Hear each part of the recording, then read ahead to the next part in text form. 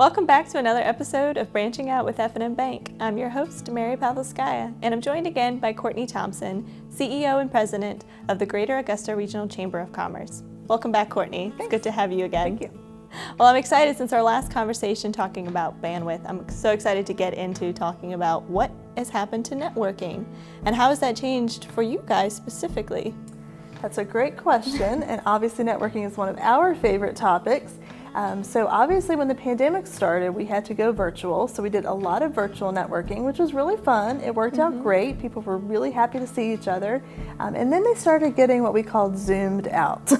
So they were a little tired of being online. They were tired of seeing each other on video. So we were really excited when things started opening up a little bit and we were able to have some in-person events over the last couple months. So people now, I think they really appreciate networking and making those connections. And so rather than just showing up at an event and handing out some business cards, they're actually making real, genuine connections. They're learning to reach out beyond just that superficial conversation, and they're really finding those people that they connect with and the people that they want to do business with and the people they can refer to their friends. So it's been interesting to watch that. As it sort of shifted, people are still happy to be out and see each other. You can tell who the extroverts are in the crowd. But as they're really making those meaningful connections. Well, that's great. I know that's one of my favorite things, and it's always been. But I know it's a huge business driver. When everything's shutting down and going virtual, that had to be an impact on sales for some businesses because they couldn't go out and they couldn't talk to people in the same capacity. So is that something that you experienced that now is going to go forward with? I mean, are businesses going to have the issue of dealing with virtual networking versus the regular networking that we're all used to? I think they just have to be smarter about their networking. I think there will still be in-person fun events, getting to see each other, doing the networking, making the connections, but they're going to have to be smarter. Businesses have really had to pivot and not do business the same way they have been. They had to find new ways to reach out, new ways to make connections. A lot of businesses couldn't just sit back and say, well, it is what it is. They had to really find ways. And so it was fun to watch the ones that got really creative. There were some that got very creative in the way that they were reaching out to their customers, using social media.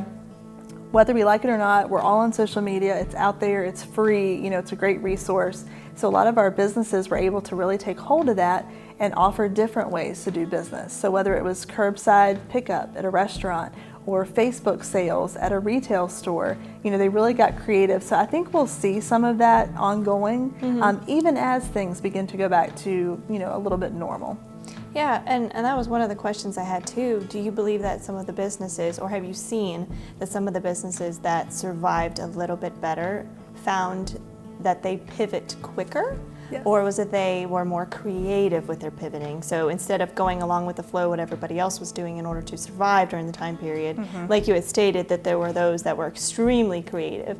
Did you see a difference in who was more successful and who wasn't? Absolutely. It was very interesting to watch the businesses who you could tell had a plan.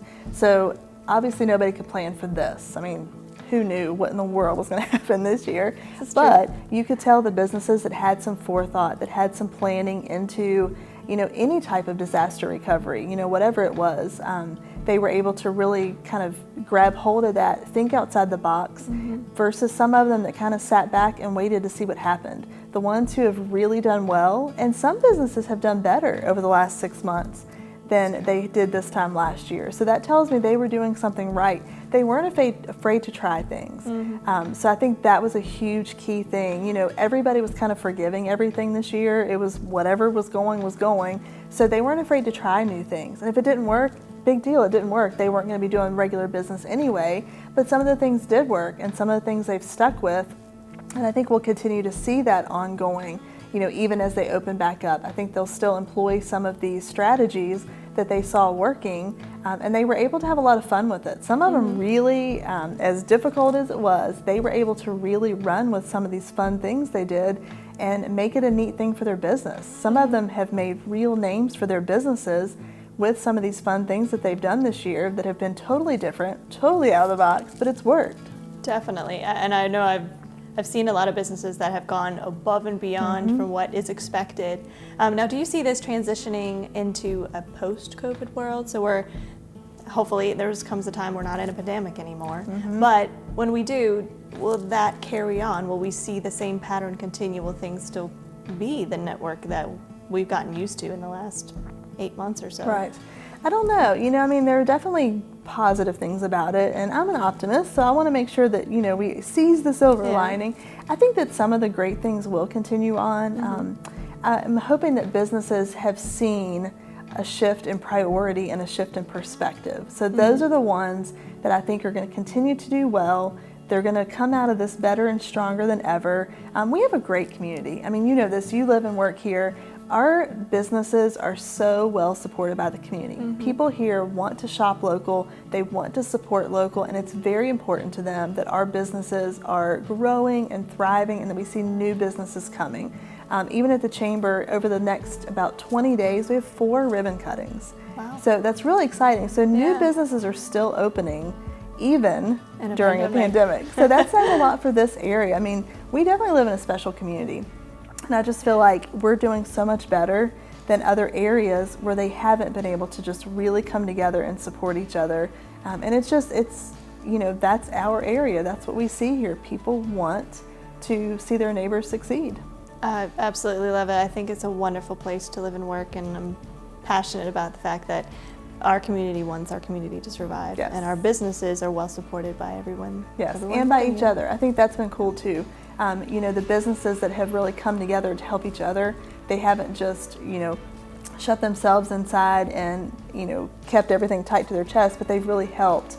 You see all over social media, how can we help you? How can we come together and make this thing happen? So that's been really inspiring to see. Oh, absolutely. Well, thank you again for joining me. It's been a wonderful, wonderful conversation about how networking is going to change in our area now and post-COVID world. Thanks for watching another episode of Branching Out with F&M Bank.